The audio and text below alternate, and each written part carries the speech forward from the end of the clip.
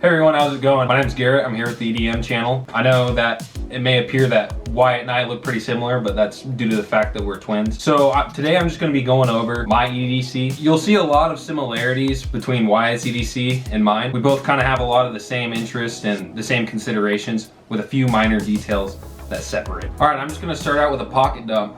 Get everything out of my pockets, kind of show you what I got going on.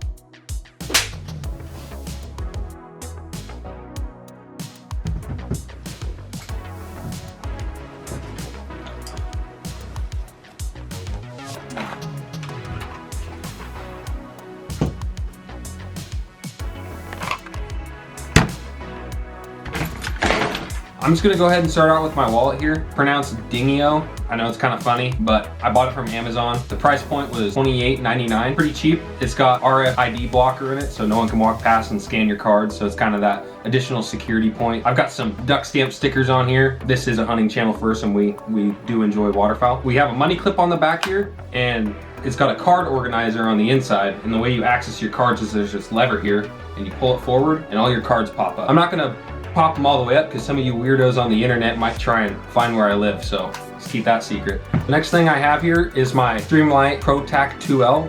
This is a relatively cheap flashlight. It runs you about $50. Had it for quite a few years. That's why you can see all these wear marks here on the housing of the flashlight. It's got a programmable 10-tap system, so you can choose whether you want it on low mode, high mode, or strobe. So you can also momentarily hold the tail cap for momentary on and let off, and it'll shut off. But you can also just do one click. And it'll stay constant on. So like I said, guys, this is a pretty cheap option, but it's done me well for several years. There's that flashlight. All right, so the next item on the list here is the Snake Staff ETQ tourniquet.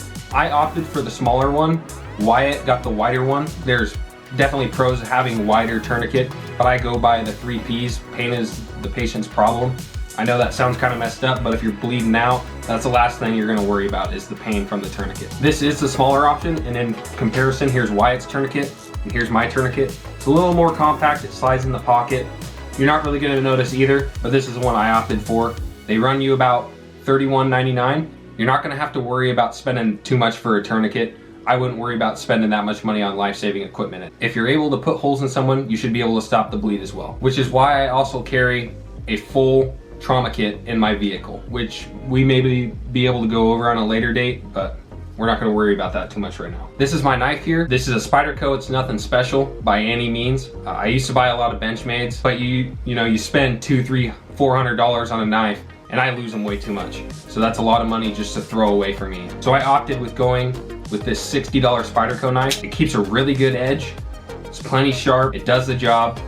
It doesn't bulge out of your pocket, and it's just a pretty typical knife. There's nothing special about it. All right, so the next item on my list here is the good old Tuckers and Carlsons. Yeah, I know it's a pretty bad habit, but this isn't my everyday carry. These bad boys are always on me. Gotta have one in the lip, you know? All right, now one of the more exciting parts of the EDC, mostly what everyone cares about, which in my opinion isn't the most important thing. The most important thing to me is if you have good situational awareness, you'll never have to use your firearm in a defensive situation. Yes, sometimes there's no avoiding it, but for the most part, if you have good situational awareness, you can get out of any situation, right? The pistol I carry every day is the Staccato P. It is on the pricey side. It sits at the price point of $2,099 MSRP. The Staccato P Duo is a little bit more. The shop I went to didn't have the Duo in stock, so I opted for getting the Staccato P. What I would say to someone looking to get this gun, don't settle for something you don't want just because you know you can get exactly what you want in the future. I had to send this off to get milled by a local company, McCluskey Arms. It took about 14 weeks to get it back. It was well worth the wait. They did a great job, but I had several companies tell me they wouldn't be able to mill out the slide because they wouldn't be able to get enough material to mount a plate to. McCluskey Arms did it. They worked their magic. Works great. Never lost zero with this plate or anything. But let's go ahead and get into the furniture on this gun real quick. Here I have the Trijicon RMR2. It is a 3.5 MOA dot. The battery life is around 20,000 hours, I think, is what it's on their website. The optic is about $500 MSRP, and that's most likely what you're gonna find for it at street price. The reason I opted for this optic is it's very reliable. There's thousands upon thousands of review on this optic. So I'm not going to dig too deep into it. If you want that kind of content, go ahead and go to Sage Dynamics. Aaron Cowan does a great job on this review for this optic. This is a hammer fire single action gun, so it has to be cocked in order to fire. I love 2011s, that's the reason I got this. If you can carry a full-size pistol and get away with it with your body type, I would highly recommend doing so. The bigger the pistol, the better. The smaller the pistol, you have less capabilities. You can still get the job done. Just know you're gonna be sacrificing a lot of the pros if you're not carrying a full size. The light I opted for was the Surefire X300 Alpha. Yeah, I know, Alpha, my bad. It's not the B, so I can't get the screw on here. It was a pain in the butt to get on here.